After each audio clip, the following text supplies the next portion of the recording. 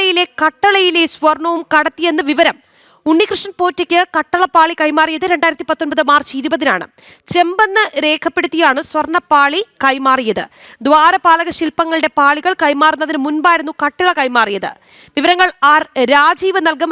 രാജീവ്, സർവത്ര കള്ളമാണ് നടന്നിരിക്കുന്നത്, സർവത്ര തട്ടിപ്പാണ് നടന്നിരിക്കുന്നത്. ഓരോ മണിക്കൂറിലും ഓരോ നിമിഷവും പുറത്തുവരുന്ന തട്ടിപ്പിന്റെ വാർത്തകൾ കേൾക്കുമ്പോൾ ശരിക്കും പറഞ്ഞാൽ ഞെട്ടലാണ്. എന്തായാലും ഇപ്പോൾ കട്ടിളയിലെ സ്വർണവും കടത്തി എന്നുള്ളതാണ്.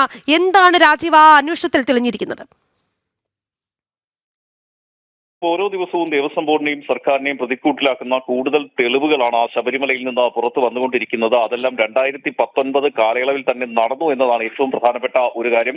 2019 മാർച്ച് 20-ന് പുറത്തിറക്കിയ ദേവസ്വം ബോർഡ് പുറത്തിറക്കിയ ഉത്തരവാണ് നമ്മൾ പുറത്തുവിടുന്നത്. അതിൽ വ്യക്തമായി തന്നെ പറയുന്നുണ്ട്, ഉണ്ണികൃഷ്ണൻ പോറ്റിക്ക് ഈ കട്ടളയിൽ സ്വർണം പൂശാനായി, അതായത് ഈ കട്ടളയിലെ പാളിയിൽ സ്വർണം പൂശാനായി നൽകുന്നു എന്നാണ് ഈ ഉത്തരവിൽ പറയുന്നത്. അതായത് ആ സമയത്ത് തന്നെ ശബരിമലയിൽ നിന്നും സ്വർണ്ണക്കടത്ത് തുടങ്ങി എന്ന് കൂടിയാണ് ഈ ഉത്തരവ് തെളിയിക്കുന്നത്. കാരണം ആദ്യം ഈ ദ്വാരപാലക ശില്പങ്ങളിലെ സ്വർണ്ണപ്പാളികൾ നൽകുന്നതിന് മുൻപ് തന്നെയാണ് ഈ കട്ടിളയിലെ പാളികൾ നൽകിയിരിക്കുന്നത് എന്ന് ഈ ഉത്തരവ് പരിശോധിച്ചാൽ മനസ്സിലാക്കാൻ കഴിയും. അപ്പോൾ ആ ഉത്തരവിൽ രേഖപ്പെടുത്തിയിരിക്കുന്നത് ചെമ്പ് പാളികൾ നൽകുന്നു എന്നാണ്. നമുക്കറിയാം, വിജയമല്യ 1998-ൽ സ്വർണം പൂശിയ സമയത്ത് ഈ കട്ടിളപ്പാളികളിൽ ഉൾപ്പെടെ സ്വർണം പൂശിയിരുന്നു, ദ്വാരപാലക ശില്പങ്ങളിൽ ഉൾപ്പെടെ സ്വർണം പൂശിയിരുന്നു എന്ന് തന്നെയാണ് അവരുടെ കമ്പനി നേരത്തെ അറിയിച്ചിരുന്നത്. അതുമായി ബന്ധപ്പെട്ട തെളിവുകൾ പുറത്തു വരികയും ചെയ്തിരുന്നു. എന്നാൽ ഇതിൽ വ്യക്തമാക്കുന്നത് ഈ കട്ടിളപ്പാളികൾ ചെമ്പാണ് എന്ന ഉത്തരവിൽ രേഖപ്പെടുത്തുന്നു. ഇതിനുശേഷം അത് ഉണ്ണികൃഷ്ണൻ പോറ്റിക്ക് നൽകുന്നു. ഉണ്ണികൃഷ്ണൻ പോറ്റി ആ പാളികൾ കൊണ്ടുപോവുകയും ചെയ്യുന്നുണ്ട്.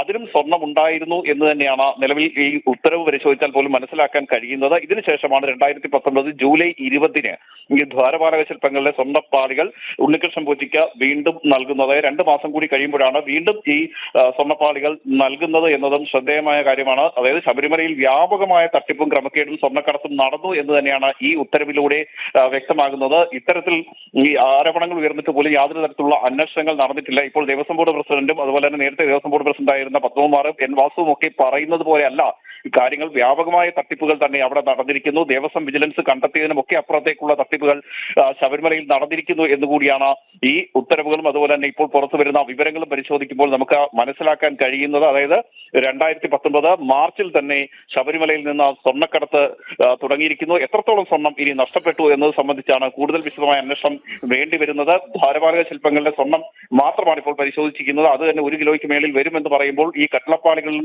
ഉണ്ടായിരുന്ന സ്വർണം എവിടെ പോയി എന്നത് സംബന്ധിച്ച് കൂടുതൽ വിശദമായ അന്വേഷണത്തിലേക്ക് പോകേണ്ടി വരും. അങ്ങനെയാണെങ്കിൽ ശബരിമലയിൽ നിന്ന് നഷ്ടപ്പെട്ടിരിക്കുന്ന സ്വർണത്തിന്റെ അളവ് ഒട്ടും കുറവല്ല. അതൊരുപക്ഷെ 2 കിലോയോ 3 കിലോയോ ഒക്കെ ആകാനുള്ള സാധ്യതയാണ് നിലനിൽക്കുന്നത്. അതിനും അപ്പുറത്തേക്ക് പോയാൽ പോലും അത്ഭുതപ്പെടാനില്ലാത്തൊരു സാഹചര്യം. അതായത് ശബരിമലയെ മുൻനിർത്തിക്കൊണ്ട് വലിയ തട്ടിപ്പും വലിയ ക്രമക്കേടുകളും ദേവസ്വം ബോർഡിന്റെ ഭാഗത്ത് നിന്ന് ഉണ്ടായിരിക്കുന്നു. ബോധപൂർവമായ വീഴ്ച തന്നെ ഉണ്ടായിരിക്കുന്നു. അതിൽ ഒരു വ്യക്തിയാണ് ഉണ്ണികൃഷ്ണൻ പോറ്റി. ആ ഉണ്ണികൃഷ്ണൻ പോറ്റിക്ക് ദേവസ്വം ബോർഡ് പ്രസിഡന്റ് ഉൾപ്പെടെയുള്ളവരുമായി അടുത്ത ബന്ധമുണ്ടായിരുന്നു. ദേവസ്വം ബോർഡ് അംഗങ്ങളുമായി അടുത്ത ബന്ധമുണ്ടായിരുന്നു. ഇപ്പോൾ അവരെല്ലാം ദേവസ്വം ബോർഡ് ഉദ്യോഗസ്ഥരെ പഴിചാരി മുന്നോട്ട് പോകാനുള്ള നീക്കം നടക്കുമ്പോഴും ദേവസ്വം ബോർഡ് ഉദ്യോഗസ്ഥർ മാത്രം വിചാരിച്ചാൽ ഇത്തരത്തിലുള്ള ഒരു ക്രമക്കേട് നടത്താൻ കഴിയില്ല എന്ന വസ്തുത നിലനിൽക്കുകയാണ്. കാര്യം ഈ സ്വർണ്ണപ്പാളികളും അതുപോലെ തന്നെ ഈ കട്ടിളപ്പാളിയുമൊക്കെ ഉണ്ണികൃഷ്ണൻ പോറ്റിക്ക് സ്വന്തമായി കൊടുത്തുവിടുകയാണ്. ശബരിമലയാണെന്ന് നമ്മൾ ഓർക്കണം. ആ ശബരിമലയിലെ സ്വർണ്ണപ്പാളികളാണ് യഥേഷ്ടം ഉപയോഗിക്കാൻ വേണ്ടി ഉണ്ണികൃഷ്ണൻ പോറ്റിക്ക് കൊടുത്തുവിടുന്നത്. തിരിച്ചു വരുമ്പോൾ അതിന്റെ തൂക്കം പരിശോധിക്കുന്നില്ല, മറ്റ് നടപടിക്രമങ്ങൾ പൂർത്തിയാക്കുന്നില്ല എന്ന വസ്തുത കൂടി നിലനിൽക്കുമ്പോൾ തീർച്ചയായും അന്ന് ആ കാലയളവിൽ ഉണ്ടായിരുന്ന ദേവസ്വം ബോർഡ് പ്രസിഡന്റുമാർക്ക് ഈ ഉത്തരവാദിത്തത്തിൽ നിന്ന് ഒഴിഞ്ഞുമാറാൻ കഴിയില്ല. സർക്കാരും ദേവസ്വം മന്ത്രിക്കുമൊന്നും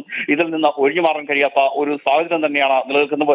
ഒരുപക്ഷെ വരും മണിക്കൂറുകളിൽ കൂടുതൽ ഞെട്ടിക്കുന്ന തെളിവുകൾ തീർച്ചയായും രാജീവ് സൂചിപ്പിച്ചതുപോലെയാണ് കാര്യങ്ങളുടെ പോക്കെങ്കിൽ ഇത് ഒരു മഞ്ഞുമലയുടെ ഒരു അറ്റം മാത്രമാണ്, അത് മാത്രമായി നമ്മൾ കണ്ടാൽ മതി എന്നുള്ള ഒരു സ്ഥിതിയിലേക്ക് കാര്യങ്ങൾ എത്തുന്നു അല്ലേ രാജീവ്? അതായത് ഈ ഉണ്ണികൃഷ്ണൻ പോറ്റി എന്ന് പറയുന്നത് ഒരു ഡമ്മിയാണ് എന്ന് നമ്മൾ ചിലപ്പോഴെങ്കിലും കരുതിപ്പോകുന്നു രാജീവ്. അങ്ങനെ തന്നെ ഈ ഘട്ടത്തിൽ കരുതേണ്ടി വരും. കാരണം പുറത്തു വരുന്ന തെളിവുകൾ അത്രത്തോളം ഞെട്ടിക്കുന്നതാണ്. കഴിഞ്ഞ ദിവസം ഹൈക്കോടതി തന്നെ നടത്തിയ നിരീക്ഷണം പരിശോധിക്കുകയാണെങ്കിൽ വളരെ ഗുരുതരമായ കുറ്റകൃത്യങ്ങളാണ് നടന്നിരിക്കുന്നത്. ശബരിമലയിൽ സ്വർണ്ണ കവർച്ച നടന്നിരിക്കുന്നു എന്ന നിഗമനത്തിലേക്കും നിരീക്ഷണത്തിലേക്കും ഹൈക്കോടതി എത്തിയിരിക്കുന്നു. കാരണം ഹൈക്കോടതി മുൻപിൽ ദേവസ്വം വിജിലൻസ് നൽകിയ റിപ്പോർട്ടുണ്ട്. നമുക്കറിയാം, ദേവസ്വം വിജിലൻസിന് ഈ അന്വേഷണത്തിലൊക്കെ ഒരുപാട് പരിമിതികളുണ്ട്. ആ പരിമിതികൾക്കിടയിൽ നിന്നുകൊണ്ടാണ് ദേവസ്വം വിജിലൻസ് ഒരു റിപ്പോർട്ട് ഹൈക്കോടതിക്ക് നൽകിയിരിക്കുന്നത്. ആ റിപ്പോർട്ടിന്മേലാണ് ഹൈക്കോടതി പറഞ്ഞിരിക്കുന്നത് അതീവ ഗുരുതരമായ കുറ്റകൃത്യങ്ങൾ നടന്നിരിക്കുന്നു എന്ന്.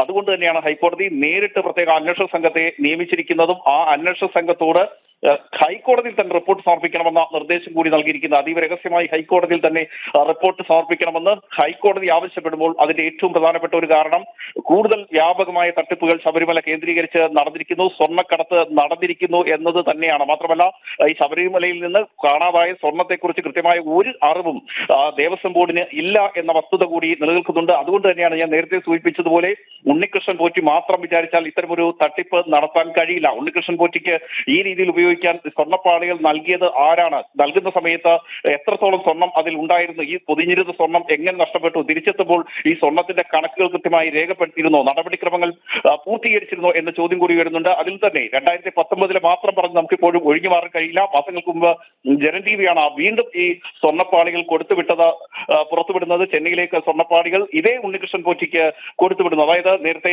എൻ വാസു സംസാരിക്കുമ്പോൾ പറഞ്ഞ പോലെ ദുരൂഹ വ്യക്തിത്വമാണ് ഉണ്ണികൃഷ്ണൻ പോറ്റി. അദ്ദേഹം ചില ഇടപാടുകളൊക്കെ അവിടെ നടത്തിയെന്ന് തനിക്ക് ചില അറിവുകൾ ഉണ്ടായിരുന്നു എന്ന് പറയുമ്പോൾ എന്തുകൊണ്ട് ഈ അറിവുകളൊക്കെ ഉണ്ടായിരുന്നിട്ടും എൻ വാസു ആയാലും പത്മകുമാറായാലും ഇപ്പോൾ പറയുമ്പോൾ അതുമായി ബന്ധപ്പെട്ട് ഉണ്ണികൃഷ്ണൻ പോറ്റിയെ സംബന്ധിച്ച് എന്തുകൊണ്ട് വിശദമായ ഒരു അന്വേഷണം ഇതുവരെ ദേവസ്വം ബോർഡ് നടത്തിയില്ല? ഇത്ര നാളായിട്ടും ദേവസ്വം ബോർഡിന് ഉണ്ണികൃഷ്ണൻ പോറ്റി എന്തുകൊണ്ട് സംശയമില്ലായിരുന്നു എന്ന ചോദ്യം കൂടി വരുന്നുണ്ട്. വീണ്ടും എന്തിനാണ് ഈ 2025 ഈ സ്വർണ്ണപ്പാളികൾ ഉണ്ണികൃഷ്ണൻ പോറ്റിക്ക് തന്നെ നൽകിയത്? അത് എന്തുകൊണ്ട് ഹൈക്കോടതിയെ അറിയിച്ചില്ല? ഹൈക്കോടതി സ്പെഷ്യൽ കമ്മീഷണർ റിപ്പോർട്ട് സമർപ്പിക്കും വരെ എന്തുകൊണ്ട് ഇതൊക്കെ മറച്ചു വെച്ചു എന്ന ചോദ്യം കൂടി ഉയരുന്നുണ്ട്. അതുകൊണ്ട് തന്നെ കഴിഞ്ഞ സർക്കാരിന്റെ കാലത്തായാലും ഈ സർക്കാരിന്റെ കാലത്തായാലും മാറി മാറി വന്ന ദേവസ്വം ബോർഡുകൾക്കായാലും ഈ ഉത്തരവാദിത്തത്തിൽ നിന്ന് ഒഴിഞ്ഞു മാറാൻ കഴിയില്ല. കാരണം അത്രത്തോളം വ്യാപകമായ തട്ടിപ്പുകൾ നടന്നിട്ടുണ്ട്.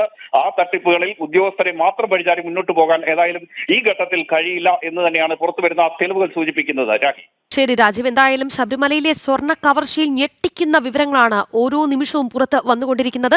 ശബരിമലയിലെ കട്ടളയിലെ സ്വർണവും കടത്തി എന്ന വിവരം പുറത്ത് വരുന്നുണ്ട്. ഉണ്ണികൃഷ്ണൻ പോറ്റിക്ക് കട്ടളപ്പാളി കൈമാറിയത് 2019 മാർച്ച് 20 ചെമ്പെന്ന് രേഖപ്പെടുത്തിയാണ് സ്വർണ്ണപ്പാളി കൈമാറിയത്.